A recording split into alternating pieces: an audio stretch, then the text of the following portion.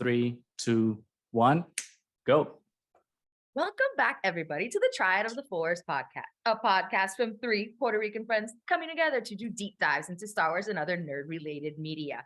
This is season 2, episode 23, and today we're going to be talking about Suicide Squad. And to join us in this discussion is the awesome Josie from Pip Film Posers. Welcome back. Hello. Thank you for having me back. I missed you guys. Yeah, no, thanks for coming. It's been overdue. It's been overdue. I've again prompted by another hot take on the Twitter. I knew it. It came the day after, and I'm like, okay. Suspicious. It's time. Like it was so good. It was so good that we were like, okay, I guess we gotta do it again. But before we get going, obviously we had you on the podcast before, and it was a great time. We were talking a little bit of The Godfather, a little bit of The Last Jedi, which was better. Apparently we were split down the middle on it. Tons of fun. Obviously we'll leave a link down in the description for everyone to check that out. But for those of us that haven't seen that video, why don't you tell us, a small recap of like who you are, what you're doing, what the film posters do. Tell us a little bit about your awesome trip to Cannes. So let's do it. Sorry, I got flustered there. Going with the flow. Yeah. So essentially, hi, my name is Josie. I am a film critic and a screenwriter, and I run a podcast titled Film Posers, which is basically for Boricuas ranting, raving, reviewing cinema. So Boricuas are taking over the podcast scene, as we should. And essentially, I am very known amongst the posers for my hot takes, and one day I decided to tweet the Last Jedi was better than The Godfather, and that prompted our very wonderful reunion, and I was invited to Triad of the Force, and we discussed, we made some good points. We both realized that they actually have a lot in common. Yeah. Yep.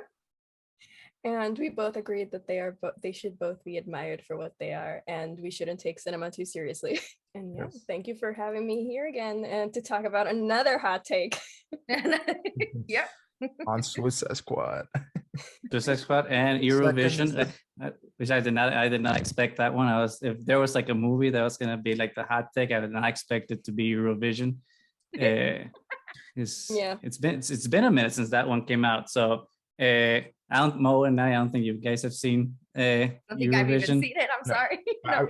I've seen the trailer. So what, Josie, why don't you tell us a little bit your thoughts on Eurovision a little bit, so we can see like why this movie apparently is superior to you than James Gunn's alleged masterpiece, The Suicide Squad. So it was mostly because I really did want to like it, because some people think I'm just hating to hate, and no, I genuinely wanted to like The Suicide Squad. I just didn't vibe with it for reasons we may get into later. And then I was just thinking, because a lot of people were telling me like, oh, Josie, but it's so funny, and I'm like, you want to see a real comedic masterpiece? Here's Eurovision. And that was literally it, because because Will Ferrell's comedy is like a take it or leave it situation, and that is exactly the case with Eurovision. There are moments where you don't laugh, but there are moments that make up for those moments that you're not laughing, because it's just very interesting to see him with Rachel McAdams, and their chemistry was really nice. I mean, I thought it was interesting because for me, like, Will Ferrell is a little bit past his prime comedically, because I mean, I don't know, his old films, Old School, Step Brothers, like all that canon of work of film was just like comedic gold. But Eurovision for me was interesting because it was kind of trying to recapture that type of comedy from back then, with replacing John C. Reilly with Rachel McAdams as that as that duo. But for me, the gold in that movie wasn't him so much as Rachel McAdams, because I thought she was the best part of the movie. Because the rest, I don't know if it worked so much, but I agree absolutely. There were like some parts that were just like too good to pass up. Yeah, the elves. It's the elves for me. Right. Yeah. That's pretty good. I mean, it's been a minute since I've watched that movie, so I have to rewatch it to see what parallels or things it does better than the Suicide Squad for sure. But it's interesting. It's interesting take for sure. But before going into the Suicide Squad, I think it's imperative to talk about a couple of things, right? Which would be like James Gunn's previous films, mainly like Guardians of the Galaxy and Guardians of the Galaxy 2, and then some of the things from DC, right? Specifically Suicide Squad. When did that movie come out? 2006, was it? 2012? The original one? Anymore. Yeah. It's been a while. It's been a while. Been a while. I just remember it being terrible. Exactly. The first one was just terrible. It was terrible. So yeah, not memorable. Well, it was memorable just for the wrong reason. Just because it sucked. Yeah. Let's see. So where do you want to get started in like the history behind these films? Why don't we do James Gunn? And see like how we all felt about his previous CMB, as everyone likes to say now on Twitter, all the comic book movies. CBM, sorry, not CMB, sorry. But because I didn't know about James Gunn before Guardians came out. That's on me, I guess. Yeah. But for me, Guardians was kind of a surprise hit because I'm not the biggest comic book connoisseur. So like when I saw the trailer for the first Guardians, I was like, I have no clue who these people are. Just looks the same weird. But I'm like, hey, well, Marvel's been good so far, so let's give it a shot. And it was a home run for me. And this was thankfully before like Chris Pratt got annoying and became the inferior of the Chris's.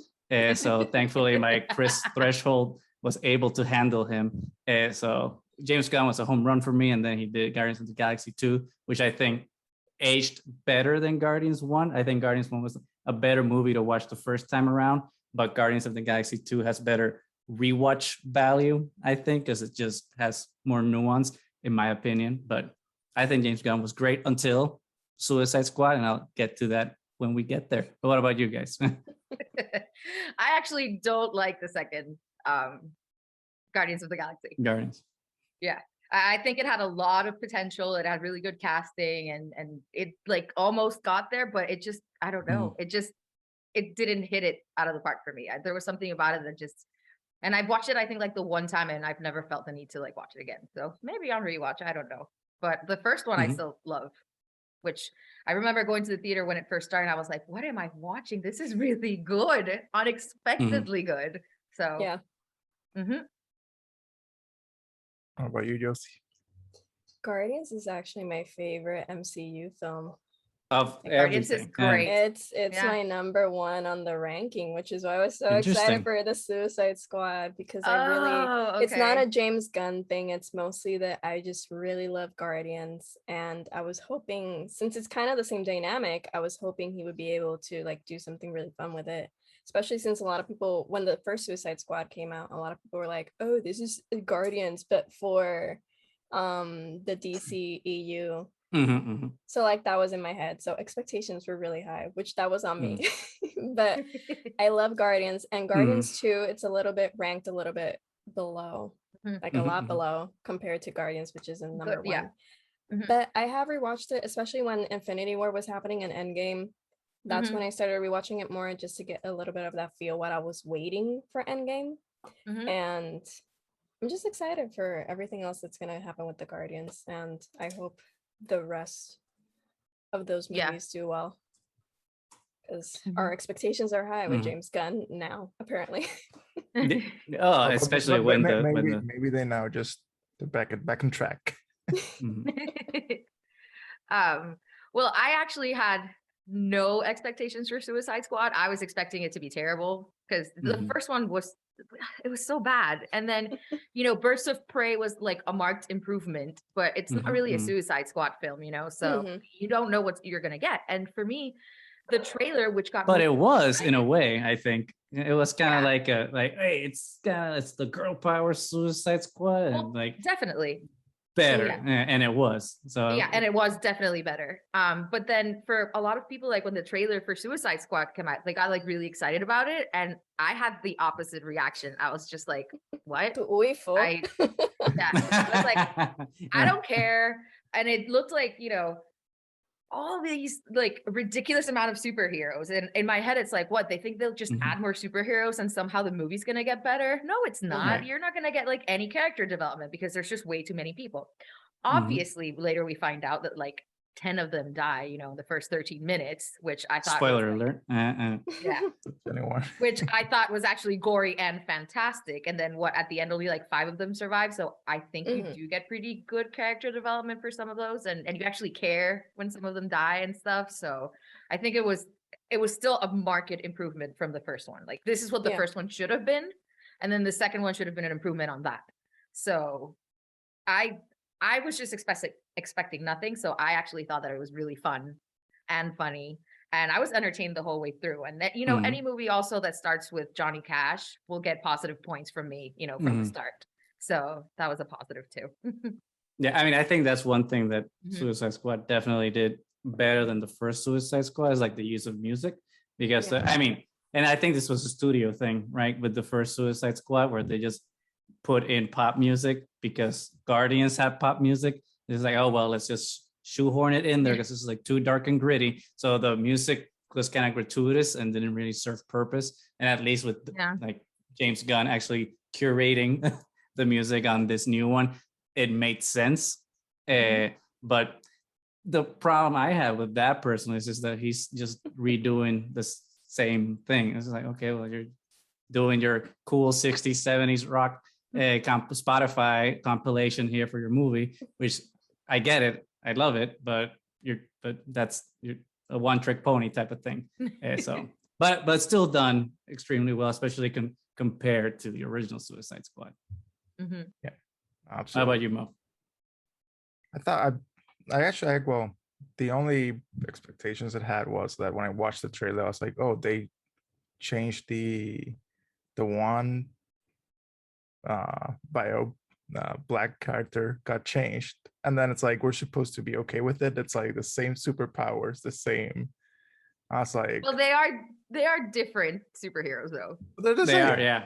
But they're the same. They are different characters. They are different. They're comic book wise. They are different characters. But they are the same character. But they're the same. They have the daughter. And they serve the exact same role, which was like, seriously, like we super like some things just didn't sit right with me. It just felt like that, and the extreme violence against animals for some reason. Like, I'm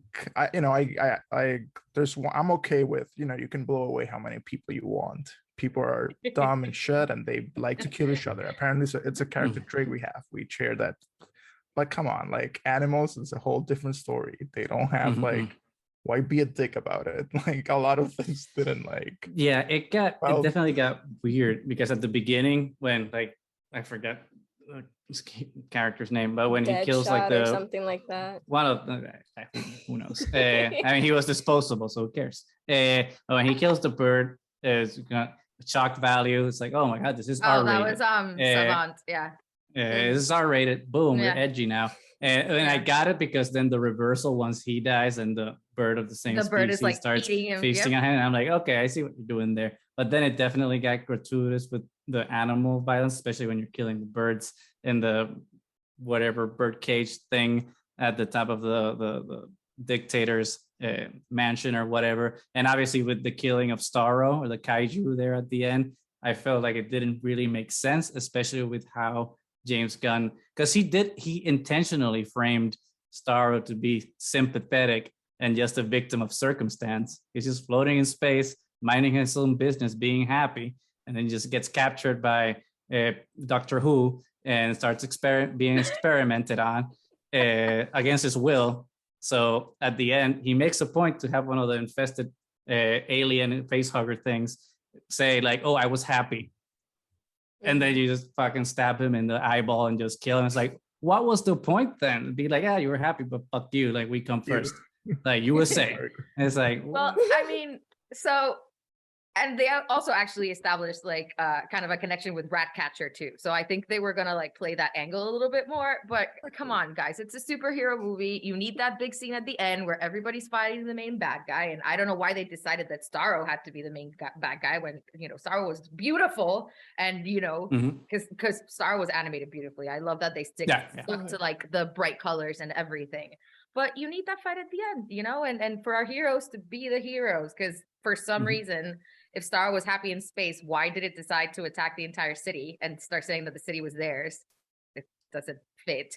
But I mean, the character was destroying the city and killing a bunch of people. So, and you have to show your heroes, and in this case, obviously anti-heroes, deciding to do something that, makes them a hero, that their lives are in danger and they're going against, the fact that their chips could explode their brains and decide to do it anyway. And then, gives the characters redeemable qualities, blah, blah, blah.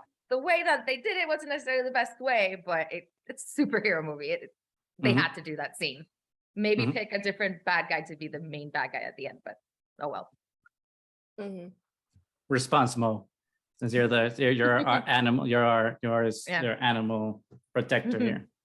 I'm saying if the movie like claimed itself to be so self-aware, you can be actually a superhero without killing. Like that, there was that whole framing. Like you had the whole scene where they killed the whole resistance that was supposed to liberate and be the freedom fighters. Well, they didn't know. Yeah, but it's precisely so. You will get that after that incident, they will get their lesson. Like, oh wait, we can't just randomly kill everybody or everything just because we think it's the opposite. That's the superhero way of doing it, which is the kind of like the invincible way. Like you just smash everything and then ask questions later. So but they are villains, though. I mean, I do understand that point, right? That they're the bad guys, so they don't really have like it was. They're the anti-hero, right? Like the USA was the clear like villain here. Like they were totally okay keeping up the investigations and the government being aware of everything that was happening. Like I think that was very clear that they're not villains, they're just victims of their own circumstances, like even the weasel, like the one and like we think killed like 27 children. You kind of Weasel's alive though. Weasel's alive. It's alive. Yeah. And now it's gonna wreak havoc on that island. Well, he needs therapy. But we don't. But then again, it's an animal. We don't know what their psyche is like. Maybe it's just like weasels eat rats and serpents, so why not eat humans? Like it's just part of like their nature. But you don't have to go ahead and like make fun of it the whole trip and then just kill weasel. Like just felt wrong. Like it's like it's the comedy at the expense of the weak. And it's right. And I think that this movie did a lot of that. I think that lots of people were like talking about how this movie is like the empowerment of the outcast and all these things. And like I see how they can think that the movie was doing it because it's like the bad guys are being empowered because they're different. And we had the one scene that was very Pixar, at least for me, of Taika Waititi saying how rats are the outcasts. And it's like, okay, you tried to, but ultimately it didn't fit and land as much to me as it did with Guardians, because Guardians had the advantage of being in space. So when you're in space and you're doing different planets and different races, like things get dissociated from like the actual like points of view and real life interactions or peoples or groups that we see when the movie's set on Earth. So it's kind of easier to get away with saying that type of thing of like, oh, we're the outcasts and we're the heroes of the movie. Okay, but in this movie, you're literally framing it in the world that we know, with countries that we know and proxies of ethnic people that we know. And then all of a sudden you're marginalizing and actually doubling down stereotypes. Like that's something that didn't sit right for me, like setting it in a Hispanic country in the Caribbean, and all of a sudden it's just like the imposition. Yeah, like James Gunn tried to get away with it, saying that, oh well, yeah, the US were the bad guys here, but you're still perpetuating like negative stereotypes of Hispanic countries, that they're ruled by militias and deposed governments and all these things, and like it's a poor country and it's dilapidated and everything's shit. And then the Americans still, even though they're bad Americans, the Americans still have to come and save the day, even if they were the bad guys. But like, so like I was like, okay, so the outcasts are still the white good guys, even though there was like and like I don't know, that didn't sit well for me. And it reminded me a lot of The Expendables, the Sylvester Stallone movie from a couple of years ago, because it was the exact same plot. It was like this group of super people coming together to be macho USA, and we're going into Latin American country and kicking ass and taking names because America #1. And I was like, this is The Expendables, except by James Gunn, and with Deadpool edge humor in terms of like the gore and the F-bombs, but with Guardians of the Galaxy comedy. So that's why, not to say I didn't enjoy the movie, I just think that those things were very problematic for me. And that's the thing. I feel the exact same way, but that's why I didn't enjoy the movie. And I find it so hard to get into because I can't see past that. And I wish I could. There were some moments I laughed. I mean, I love Sebastian forever. Sebastian was great. Yes. I loved King Shark.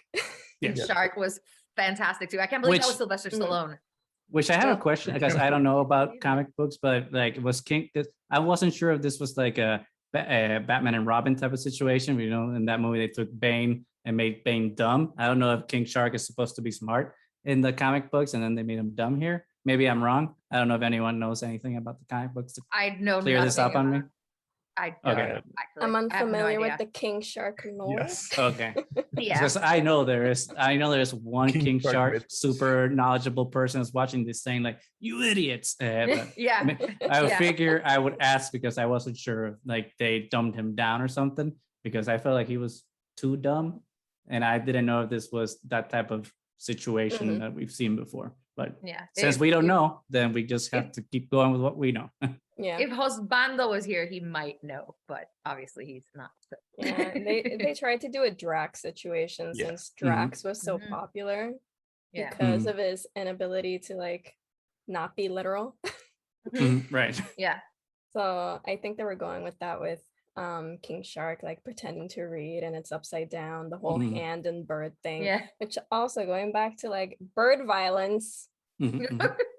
I was making a joke with a friend like, James Gunn is preying on those birds, isn't he? Wink, wink. Isn't that a canary at the beginning? Which is like, and I'm like, I'm not a what's the word? Ornithologist, is it? I gotta look at the word. I think it's a canary. I looked it up and I like it looked like one. So either way, I'm like, I'm watching you killing them birds. That's right. Which is a callback to Birds of Prey. Like you have Black Canary. Like, but apparently he didn't read birds. He didn't know anything about Birds of Prey when he started working on this film. Supposedly. Yeah, I think that's weird. I mean, I understand that this is supposed to be detached from the continuity, but it's one of those things where like either have your like eat your cake or not. It's like you can't like pull from it and then say it's not part of it, but then it's like it's either connected or it's not. It feels like a scapegoat for like because there are people saying that the continuity for Harley's character doesn't sit well with a certain amount of people that have seen the film, which there's also like you can keep talking about that for ages because there have been so many debates on my timeline. But I found out about that when I started seeing like that argument that it like there is no continuity with her character, and then people were saying, oh, but he didn't know about Birds of Prey when he started working on the Suicide Squad, and he didn't like see the movie until after or something like that. I'm like, that sounds like an excuse, but let's go with it for now. I mean, if that's the case, then that I don't know. I think that's that crappy excuse, because then you should have done your homework then and just seen the movie of your peers that you're inserting your film in the in their universe. So I don't know. I think those things are weird. It's like, then if you were not gonna put it in the same universe, don't have Captain Boomerang, don't have Amanda Waller. I mean, if you're gonna have Amanda Waller, just recast her and just like do something completely detached, because like there's too many nods to it to not be connected to it. But it's also, I mean, I don't think it's contradictory.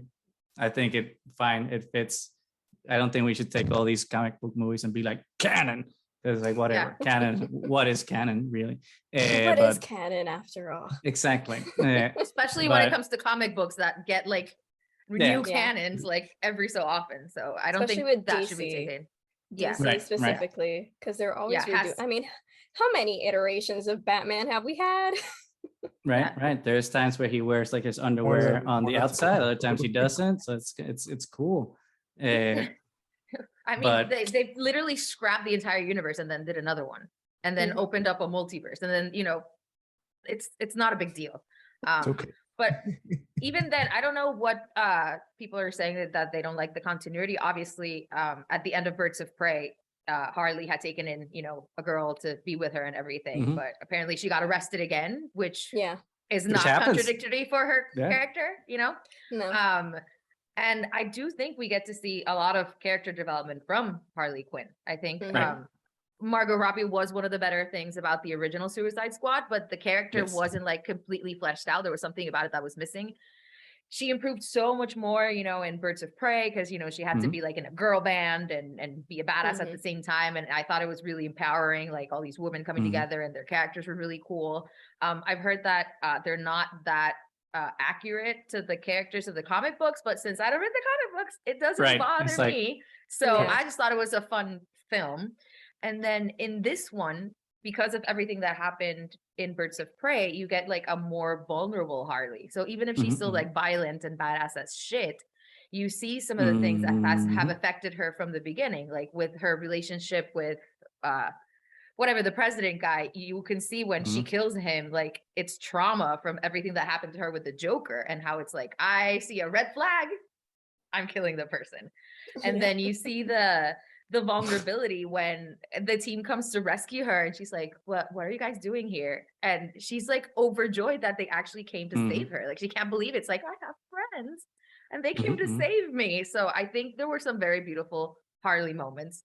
Aside from that scene when she escapes, she's so good. Which apparently I just read today that she did do that stunt herself. Margot Robbie did. I heard that too. Yeah, she looked I was like, amazing. what the fuck? I believe because I remember she learned gymnastics and a lot of stuff for the original Suicide Squad. Yeah, that was impressive. That was like, so I mean, that that's whole CGI scene, for sure. That whole scene was really, really good. I thought because and this incorporating the music, because she starts singing a cappella and then it switches into the actual soundtrack. And then when she like starts killing people with like a strip of her dress, my husband was just like, did she just kill people with her dress? I think she could give John Wick a run for his money. So it was like really, really cool. I wonder which two of those would win. And then towards the end of that scene, you combine the gore with like all these flowers like coming from behind her, and then like shooting from people, and then these like animated cartoon like Disney characters happening. And I thought there was something really, really visually amazing about that entire scene. So the movie had its good points too. No, I mean, I think James Gunn is like extremely good at orchestrating action scenes, especially like when they're fantastical. So like, I mean, I think all the fight scenes per se were like top notch. It's just that I think there are like some underlying things structurally in the movie that are just kind of like, not that it ruined it for me. It's just like disappointed me, because I was like, you were supposed to be a little more quote unquote woke than that. And some of these things kind of like, I don't know, it's disappointing. I think that's the word. But definitely it's like an enjoyable movie that I will definitely rewatch, because I think there's like a lot there to examine, especially interestingly, like in contrast to Suicide Squad, watching them both as movie making schools, right? Like what happened with Suicide Squad versus what happened with the Suicide Squad. I think it's very interesting to see, the same way that it's interesting to see Justice League versus Zack Snyder's Justice League. It's like two movies that are supposed to have done the same thing that are wildly different. Like what happened? I think in that way, like these four movies, I guess, two sets of movies are super, super, super interesting. Well, yeah, and especially with the Suicide Squad, which I mean, it's essentially the same exact formula from the first one, except this time it was just done better because the writing was better and the banter between the characters was way better. You actually care about some of them, not all of them. Like some of them, oh, he died, it's fine. But I was sad when Polka Dot Man died. And you could really see the trauma in that character. Like every time you saw things from his perspective, all of them with his mom. And that was like really hilarious. It was great. But it was hilarious. And Polka Dot Man was actually one of the most empathetic characters as well. Yes. I was surprised by that because in the trailers I was like, well, I do not care for Polka Dot Man. Yeah. And he was done extremely well in the film to where he got to be like, oh, I do care about him, but then they immediately kill him. So I did expect him to die, but which was sort of like the bait and switch type of thing that they did, like in the trailer / the poster, saying like, oh, no one is safe. And it's like, you don't know who's gonna die. It's like, yeah, I know exactly who's gonna live. It's gonna be Idris Elba and Margot Robbie. Quinn. So it's like, and they survived. So like everyone else was open season, but you expected everyone else to die. I did not see Rick Flag dying. Like I hate the actor, so I was like, I wanted him to die in the first Suicide Squad, but like he did Rick Flag justice in this movie. So the minute he died, I was like, I thought you were gonna make it, but okay. Yeah, that one hurt. I did not expect that one to happen. I love how his big plot twist was like, America is behind this. No. It's like stalker. And all of us in the Puerto Rican theater like, huh. It's like, oh, that was supposed to be played for Chuck. It's like, was that supposed to be surprising? Well, we got to keep in mind that these guys usually skip history lessons, so and they don't take Latin American history courses, so or their history lessons are curtailed to not include that specifically. Yeah, maybe he took history in Texas or one of these states that control it. Yeah, because it was like, I did not join the military to become its puppet. And I'm like, I don't want to get into it, but I'm just like La Lupita, like the magazine. I was like, sir, read the fine print. But you are. Oh man, but Flag actually hurt because I actually didn't care for that character at all in the first time, but this time I actually thought he was pretty well done, and obviously naive, but it was still like presented like a character that you care about. And Josbando was actually like, if they kill him, I'm done. Damn it, I'm gonna still keep watching it, but whatever. And then obviously we get that at the end that somebody survived, and I was really hoping that it was gonna be Flag and not Peacemaker, who's a dick. Right. I was like, God damn it. Yeah. It's the same thing. They did the same thing. Sorry to cut you off. It's just that you said that and just reminded me of Captain America and the Winter Soldier. Falcon and the Winter Soldier. Captain America now, I guess.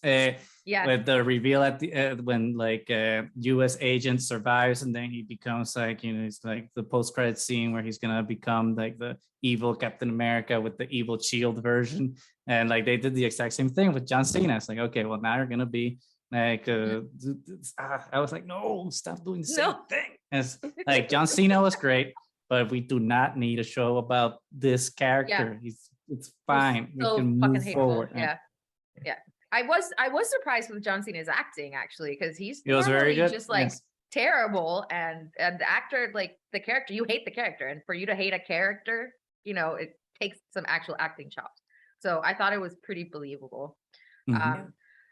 But yeah, I was really surprised about some of the characters that I ended up caring about. I thought Ratcatcher 2 was really good too. Maybe they should have done a little more with her, I think. But you could have, and it was really cool how they framed when they start doing her backstory, and it's like behind her on the glass of the bus, and that's how like so it was like kind of visually stunning, and I actually liked, even though Bloodsport is basically Deadshot, I did like the framing of this character better because Deadshot I could give zero craps about, and he's just like kind of this arrogant, I can kill anybody, it doesn't matter. But Bloodsport is like kind of hates himself because of it, he doesn't want to be a parent because it's like, I'm a toxic presence. So there was something about it that made the character, even though it was basically the same formula, it made the character more I don't know, human, I guess. Well, Yeah. I think relatable. it's because it wasn't played by Will Smith, because Will That's Smith also- cannot yeah. act. I'm sorry, anyone that thinks that he can only play himself. So that's why I didn't like him in Suicide Squad, because he's like whatever his name was in Independence Day. That's the same character he's played Yeah. ever since the 90s. He's like the woo, I'm gonna say that, I'm gonna make a song about this movie. That's Will Smith. So he was playing Will Smith and not an evil comic book character who's conflicted about having a daughter. When you get Idris Elba, who should be the next James Bond, by the way, you get like top-notch acting, and it actually works. But you know, that's my opinion. Sorry, Will Smith fans, but Idris Elba was fantastic. Yeah, definitely was. Yes. But I think it's weird though, because especially when you were talking about Ratcatcher and like Idris Elba's daughter's character development thing, I was kind of all over the place about which characters we're gonna give backstories to and develop their motivations, right? Because Ratcatcher, we had a little bit of that, and I thought it would have been way better if we had a little bit more of it. Obviously, Idris Elba's character also had a lot of that, but Margot Robbie's didn't, and maybe they didn't put Harley Quinn stuff because we already have Birds of Prey. Polka Dot Man, I think, would have benefited from a little bit more than just like seeing his mom everywhere, which I thought was hilarious. But I'm like, okay, why? I want to see a little bit more. Show me like a flashback at Star Labs or something that shows us why you're damaged. It's like, show, don't tell. Why are you telling us? This is a movie. Show it to us. So it was weird. It was weird. Some of those things. And I think it's just the nature of having 1,000 characters in your movie. You don't have time for all of them. Yeah.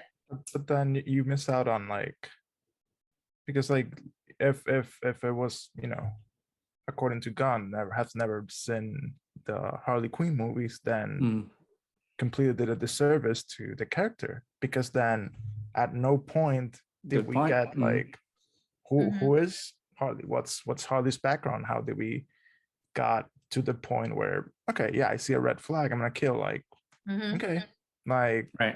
What was the motivation behind that? What got Harley there? So it's almost like then it's like playing at the viewer. It's like we assume you watched everything. We're just gonna show you like a background of the ones that are just new characters. Deal with it, and that's I don't know. That's not good storytelling. If you're making this whole new Suicide Squad, so kind of missed there. And I think Harley was underused. I'm hoping, I haven't checked the credits. I'm hoping Margot had a say in it. I think I thought she was also I know she's given suing. She was also suing. Was she joining? Was she joining that? I don't know. That's what I thought it was only the Marvel actors that were suing the Disney. The Disney characters. The Disney characters are suing. Yeah. I didn't know anything about Margot, but I wouldn't be surprised though, because it's kind of the same thing now as with Tom Hiddleston, who's an executive producer now on Loki and stuff, and he gets input on where Loki gets to go. So I wouldn't put it. I mean, I don't know for a fact, but I wouldn't put it past the fine people at Warner Brothers, because we know they're great at letting creators create, to let Margot have her opinions on it. Because like you said, Natalie, I think she's doing so much better now as Harley than when she started. Yeah, she keeps getting better at playing that character. She does. I feel like she's kind of bonded with the character now, and we're finally getting the Harley Quinn. Again, she wasn't the main character, so we can't expect her to be everywhere. The main character was basically Idris Elba. So that was the formulation that they decided to go with. But even as a minor character, I think in every scene that she was kind of awesome. So and I'm sorry I cut you off, Josie. I don't worry. It's just I know that she had producing credit with Birds of Prey. Oh, okay. You were trying to see if she has one here. Yeah, she had one with Birds of Prey, but she had a producing credit with Birds of Prey, but she did not have any with the Suicide Squad. Okay. So that's very curious. Yeah, how that happened. Interesting. I mean, because one question I do have about Suicide Squad is obviously we know what happened with, well, not obviously, no one knows what happens behind closed doors at Warner Brother meetings. But for original Suicide Squad, what's the name of the director? Always forget his name. Whatever. The director of Suicide Squad was basically his control and final cut was taken away from him, and the movie was bastardized. Not as bad as Fantastic Four. But whatever, that's Josh Trank's Fantastic Four, but that's besides the point.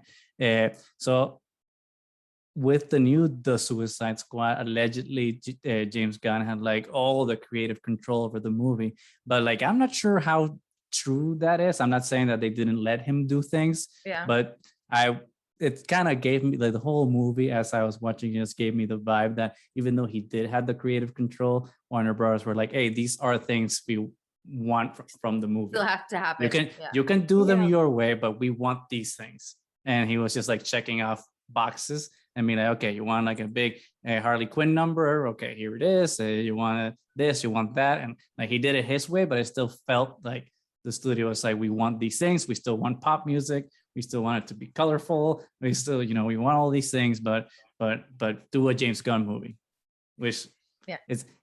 Thankfully, in this case, like those two things aren't opposed because he can still do what he wants, but it still feels like studio interference in some way, a positive interference. Well, I feel like that is always going to be the nature of the beast when it comes to like these superhero movies. There's always going to be studio intervention. I mean, it's just and don't lie about it. That's the only thing. I believe in truth. Be like Anthony, the Russo brothers, who are just like, hey, Marvel's great to work with. Just that lie is a good lie. Just say that at least, and then we know what's up. But don't be like, I had absolute power, because then I don't believe you. Well, but anyway, on what you were saying that it was bright, like we mentioned it before with Starro's design, but I am glad that it was really bright because DC has been going on this trend of that everything has to be just gritty and dark and gray and just kind of horrible. And this one, the outfits were like really close to what they're supposed to look like in the comics, so they didn't shy from them looking like idiots. Like Peacemaker looks like an idiot, but it works. And but he's supposed to. He's supposed to. That's what they're supposed to look like. So I really enjoy when they actually stick true to that instead of trying to make it like super hyper real. It's a comic book. It's not supposed to be hyper real. And it was just like that part of it I really, really appreciate it because DC has been so bad at the we make it darker, we make it better. It's Christopher Nolan's fault. You guys have to blame him. He ruined it for everybody. Well, not everybody has to try to imitate what he did. What Christopher Nolan did was amazing, but you can move on from that. You don't have to continue the trend. And that's the point. Like, you don't have to copy everything. Just start making your own things. And but I'm glad it was colorful. Like, I love polka dot. It was so bright. Like when he used his powers. It was beautiful. Like and then when he actually erupted, like when you see the colors through his skin and everything, like when he erupted, the designs was amazing. And the design on Starro's amazing. I love the color pattern, everything. Like the eye, everything was just such a beautiful creature. Like why you have to kill Starro?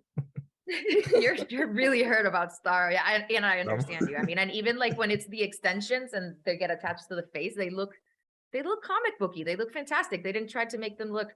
They look. It'll be a fun Halloween costume for sure. You're gonna see a couple of people with Starro face huggers.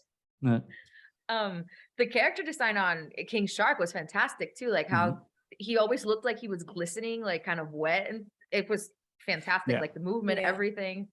So I would have preferred a King Shark show over a Peacemaker show. Agreed. 100%. Even if it's just him at the aquarium, just looking at fish, I'd be like, I'll watch that show. Why not? I think it's like that. Is it Olaf? Did Disney? I remember Disney Plus had like an Olaf little show, and it was like Olaf learns some things. Or was it? No, it was Forky learns things. Just do that. I think they had both. I think they had like the Forky one on Pixar, and then they had like an Olaf. Do that. Just do that with King Shark. King Shark. Just eating people and making fish friends. Yeah. And fish friends that then try to eat him though. That was sad. Mistakes were made. But I don't think King Shark was sad about it. It was just like, it happened. Like it's just nature. Like For me, it was because he finally he was like friends, and then the friends betrayed him, and I'm like, oh. That's that's the thing that this movie does a lot. It's just like, hey, we're setting up like all these things, and then it's like, oh no, never mind, forget about it. Don't forget we did that. But I think it actually makes him understand that you shouldn't eat your friends, because he was gonna eat Ratcatcher at the beginning. So I was like, oh, true, maybe, true. yeah. Okay. That's how it feels, King Shark. Yeah. Okay. I'll buy it. Okay. Not everything's a num num. We have a giant shark running around saying num num. So I thought you have Sylvester Stallone saying num num, which I never thought would be possible. So kudos to James Gunn actually for giving Sylvester Stallone a script that said num num, and Sylvester Stallone saying it's like, okay, we got Rambo saying num num. We achieved something for today. But his best role is still Spy Kids. Stallone? Yeah. He was in Spy. I never saw Spy Kids. Sorry. Spy Kids is great. Never seen any of the Spy Kids. He was the villain. That's the spoiler alert. A spoiler alert. This is a 20-year-old movie. Spoiler alert. It's such a great movie. At least the first. Those are the few Robert Rodriguez movies that I have not seen. The Spy Kids anthology, I guess we would call it. Yeah. And they hold up. I think I was watching it a few months ago on TV, and it was like they hold up. They look great still. Yeah. So. Except what's something that they did that James Gunn did in the Suicide Squad? I was like, damn it, we're still doing this. The yellow filter for a Latin American country. Always. Breaking Bad doesn't matter what show it's gonna do it. There was that scene where Harley was trying to escape. There was like the yellow filter, and I'm like, oh, it's back. It made a cameo. Yeah, it's one of those things. What like traffic to blame for that? It's like it's just as beautiful and nice here. Yeah. No, it can be. It's been possible. Europe and the US always like beautiful color saturation, and then here's just green and yellow sickly colors. But okay, whatever. It's a fake country, so that's probably how they pat themselves on the back. No, it was a fake country. It's like, sure, okay. I mean, still, like the flag was very similar to the one of Venezuela, and I was like, I'm watching you. Yeah. I'm on to you. La lupa de nuevo. I see what you're doing. See, and then it was a bunch of different Latinos with different accents. Like there was one from Argentina, Brazil, Mexico. Yeah. And I'm like, what's going on here? Where are they? There were even people that you could tell they didn't even know how to speak Spanish, because I was like, that's not how you say anything. They just come out. Joaquin Cosio, I love him, and I was so glad that he was going to be in this film, and I was hoping for a bigger role from him, but I think he did super well with what he was given. Who was he? He was the one that killed the birds with the fire. Oh, yes. The one that took over after Harley murdered Leon. Yeah. Mm-hmm. He's in Gentified, and I love him. He did such a good role. Like, you just felt felt into it. Like, he was just screaming "HP" to everyone. I was like, I love this. That's okay. I need more. That is one advantage, though, of having a Spanish language in your movies. It can be a G-rated movie or a PG-rated movie, and you can say anything you want, and they won't censor it because they have no idea what you're saying, because they don't bother to check. Yep. I feel like that was ad-libbed, and I love it. I feel like it was. It sounded very like natural. Like, I just want to say this right here. Yeah. It sounded really good. Yeah. Just add.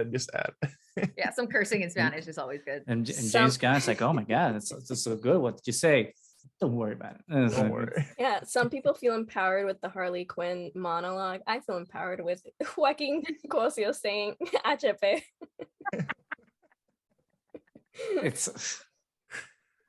That's empowering. That's all we. Sometimes just a few words. That's all you need. You don't need a whole monologue. The representation we deserved.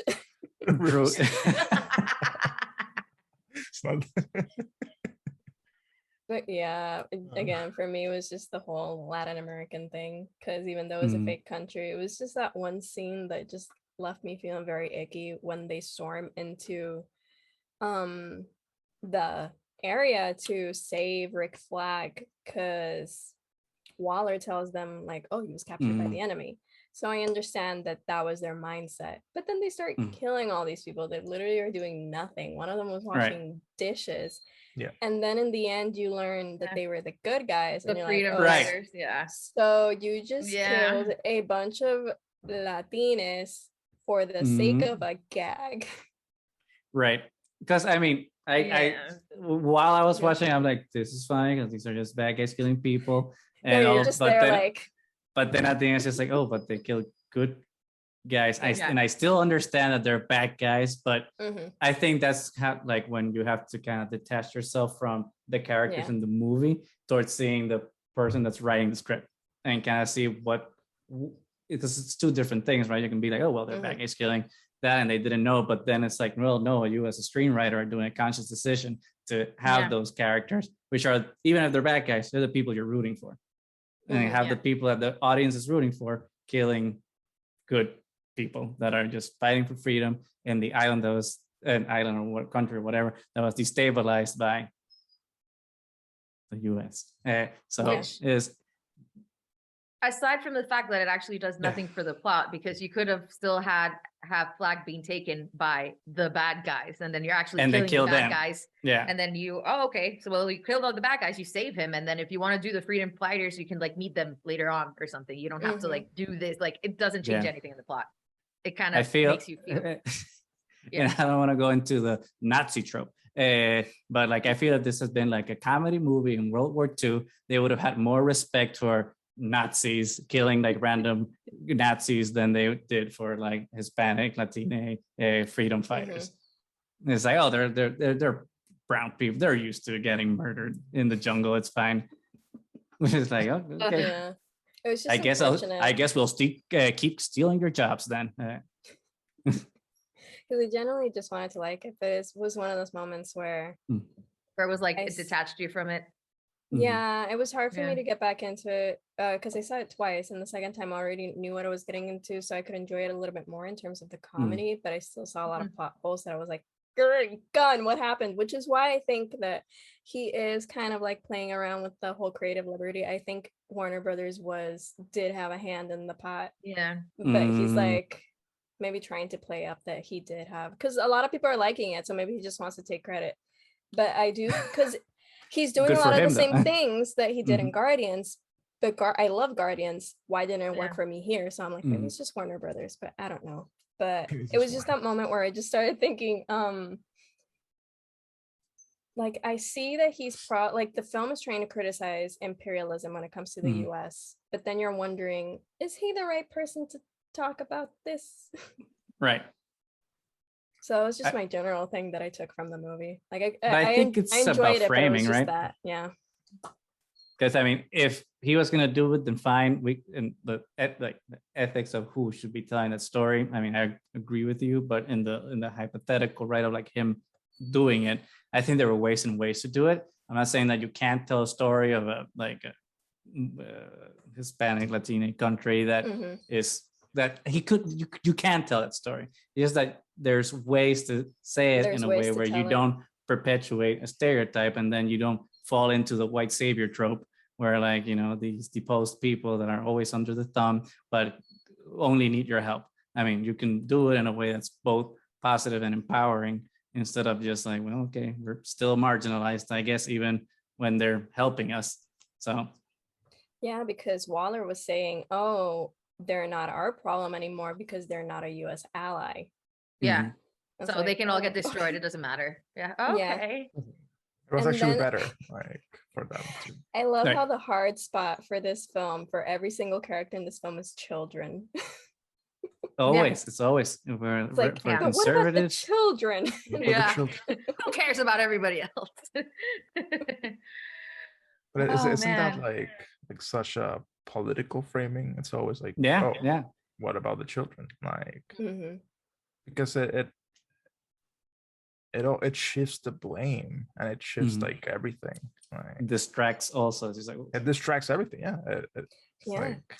Because Harley killed El Presidente, because he was talking about murdering children. She was like, that's a big red flag. And I'm like, there were a lot of red flags along the way, honey. I'm glad you found one. I'm glad. Yeah. But yeah, it was very, so James Gunn basically, murdering children are bad. Birds can die. Animals are Starro. okay. Starro. Poor Starro. I hope we don't see like kids stabbing starfish in the ocean. That's a trend. Right. Because you perpetuate such behavior by doing that type of shit. Oh my God, there were kids in my screening and I was like, what are they doing here? What? It's like, you know that this is R-rated. Yeah. I mean, King Shark literally ripped someone in half with like lightning in the background, you know, awesome. which was epic, but that's not for kids.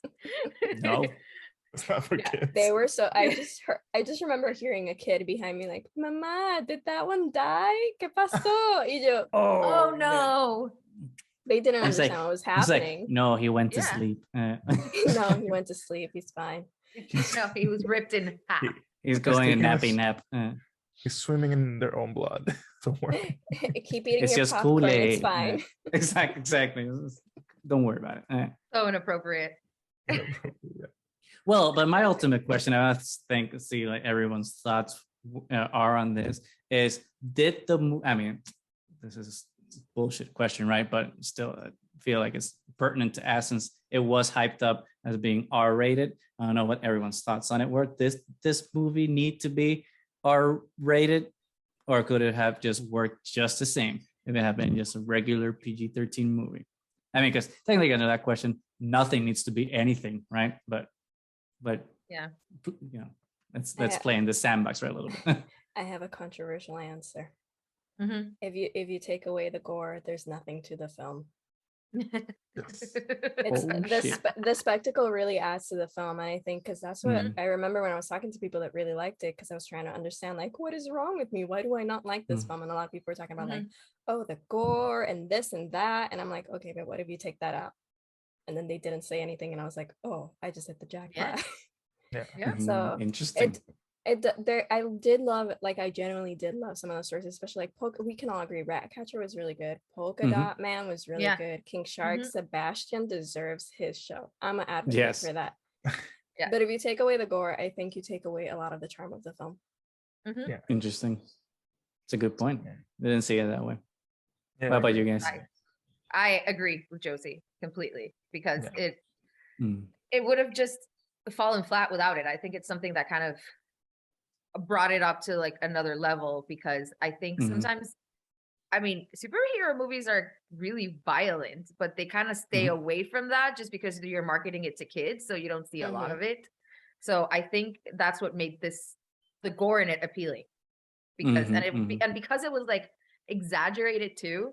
So I mean, there were some like the King Shark moments were fantastic, and you take away a lot of those moments, and then a lot of it really would fall flat, I think. So I agree with Josie.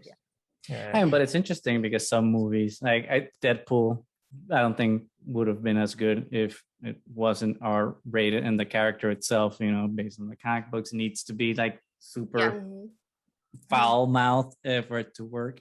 But it still, I think, could still be distilled to a PG-13 humor if you really needed to. But other movies like RoboCop, for example, need to have that R rating to kind of push the agenda, because it's a very political movie. It's making a very specific statement, and the R rating is what kind of pushes that statement out with the ultra violence. And we saw with the RoboCop remake that was PG-13, it fell flat on his face. Oh, connective tissue. Captain Flag was in that one. I forgot he was terrible in RoboCop. But some movies are benefited by it because it contributes to the story. So it's an interesting thing to see how in Suicide Squad. So you would say that the violence is separate from the story and not integrated into it. I think when it came to the Suicide Squad, it needed to be rated R, but it was mostly not because of the story, but because it benefited a lot with the shots. Like the way we were talking about earlier, like the shots with King Shark when he rips the person in half and all of those, like some of the best visually pleasing scenes in this film are because of the gore and the violence. Interesting. And it did look visually stunning. I mean, especially like the transition scenes from scenes to another when like nature turns into the words, place cards or whatever. I mean, James Gunn's good visually. I just don't think this time the story was completely there. But. Yeah, I guess it's like, did you use the violence to just have the movie instead of just like having the violence be part of the story?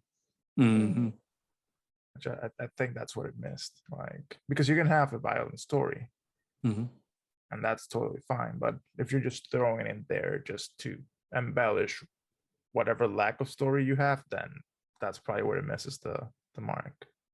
Yeah, but in this case, I think it actually worked. Yeah. I mean, I think it was integrated in this one too. I don't think it was just completely gratuitous violence. I think it worked in the story and with the characters and everything. In my opinion, that's how. Yeah, because it served a purpose. They were either like defending themselves or like with Harley's whole scene, she was trying to get out of imprisonment. But like, one thing that I was thinking about earlier, like to compare it to the MCU, like because most of them are PG-13. But what they have in their favor to distract the viewer from the lack of violence is good choreography. Yeah. And here it was mostly like resulting to the gore, specifically when it came to the violence. At least with them, it's like those elaborate fight scenes. Right. Yeah. And you just kind of leave them knocked out, not just, murdering them. So allegedly. But you get punched by Iron Man, you're dead. You're dead. Yeah, or at least in the ICU in a chemically induced coma for years. And that Winter Soldier arm. Oh, yeah. It was like, You're gonna be hurt. Yeah, you're gonna be dead. You better have health insurance because otherwise you better just die. And maybe some Beskar armor because you're done. Right. Always gotta put a little Star Wars in there. But it's interesting because Logan, not MCU, but MCU adjacent, R-rated, and I think it totally justified and it worked completely for the story that it wanted to tell. But the gore, because there was some gore in Logan, but the R rating was so interwoven to like the story itself of like Logan as a tortured character and the violence that he's brought with himself, that it's just essential to that story, and that wouldn't have worked as well if it hadn't been an R-rated film like the Wolverine. PG-13 didn't work as well, and it was so bad. Well, it was better than X-Men Origins Wolverine. That was bad. Yeah. That was bad. I remember seeing the version that had like the green screen and like the cables and everything. And that's a different story altogether. Jesus. Wow. Well, anyway, I think we've been going on for a while. So any final thoughts about Suicide Squad or? I mean, I gave it what did I give it on Letterboxd? I gave it a 7 probably, or a 6 or a 7 on Letterboxd. But again, it's a movie, like, just to recap, right? It's a movie like I think is enjoyable, has rewatch value, especially if you're not, a Hispanic person. You're gonna enjoy it more than a lot of us probably. So there you go. But I still think that there were some things about the movie that just felt like it was trying really hard to be what it ended up being, and I think what it does is successful. I just think that it's kind of like isn't like that home run that it's being portrayed as by some people, specifically, right, the reviewers and the studio and everything. It's like, it's not the best comic book movie of all time. Stop saying that. It's not, so stop saying. How dare they? Right. Especially when Batman and Robin is out. It's like, that's a cinematic masterpiece. That is a masterpiece. Are we forgetting Lego Movie Batman? Oh yeah. True. Yeah. Yes. That is. Take that, Christopher Nolan. Regular Watchmen or the extended Watchmen? The film. The series is really good too. I don't just think the director's cut of. If you like the original Watchmen, it's like it's a Lord of the Rings type of thing. If you like the Lord of the Rings, you're gonna like the extended version. If you like Watchmen, you're gonna like the director's cut. But anyway, I had fun watching it. There's a lot of things, it isn't a huge cinematic, like, whatever masterpiece that they're calling it. It's just, and I think a part of it also is that DC kind of sucks at the live action films. So when they do something right, people get really excited because we want like more DC content. So it's not necessarily the best thing ever, but because it's still an improvement of a lot of the things that we've got, it's still an improvement. So I mean, at least it's like super popular. So I'm hoping that we'll get a lot more like Harley Quinn, and maybe these actors be able to be more involved creatively now that it's been the success that it is. So at the end of the day, I'm happy that DC, made a fun movie because they needed one. Yeah. Yes. Absolutely. Yeah. That's it. Again, it's a fun movie. It's an enjoyable, it's a summer movie. I'm glad that it's also like you can stream it if you don't have to go to theaters. Like it's a good like blockbuster summer movie. That's how it feels like. You get your action, you get your blood and goriness, and there's a good story in the back of it. I mean, it's not it's not a masterpiece, and I don't think I wouldn't put it up there anywhere, but sure, enjoy it. Yeah. Do we want a Suicide Squad Part 2? I would be okay with it. I just hope they don't attack, a Hispanic country again. I'd be okay with it. Right. Josie, what are your final thoughts on Suicide Squad? Yeah. I feel like the odd one out whenever someone's talking about this film. I gave it a 2 on Letterboxd. Oh, wow. Yeah. Okay. I really wanted to like it. So if you're listening to this, I personally was not a big fan. But if you're looking for some pure dumb fun, you will enjoy this. And there are definitely some very there are some comedic moments that do land well. And you can never get enough of Harley. So she kept me going. Yeah. I mean, I think it hit you so hard, Josie, because you were expecting it to be. I was excited. I saw that trailer and I was like, oh my God, there's hope, because I hate the first Suicide Squad movie. It's so James bad. Gunn was on it, and since again that comparison of Guardians of the Galaxy with Suicide Squad, I was excited, and then I saw the movie and I was like, what's happening? Where's the love? Where's the heart? And there were some moments there, but again, it just I want a Guardians, so I should just go watch Guardians. Exactly. Yeah. It'll always be there. Yeah, that's the advantage. I kind of want to watch Guardians now. Yeah, to cleanse the palate. So I think that's a good way to. Our recommendation for Suicide Squad: go watch Guardians of the Galaxy. Exactly. You can never have enough Zoe Saldana. Yeah, that's true. That woman. Isn't she the highest grossing actress in history or some shit, because she's been on Avatar and Avengers Endgame? Right. Yeah, I think like so. that Samuel L. Jackson. Dude, and she can be in any color, blue, green, doesn't matter. She still looks amazing. It's not fair. She can be a space cat. It's great. Not fair. Well, anyway, I think we're done here. So, Josie, why don't you tell us where we can find you? Yes, thank you. You can find me at thejosiemarie on Twitter and Letterboxd. And I think that's it for us then. We are Triad of the Force. Thank you for joining us. Look for us on Twitter, on YouTube, anywhere that podcasts can be found. And, just leave us a comment, like, subscribe. And for now, even though we didn't talk about Star Wars, may the Force be with you.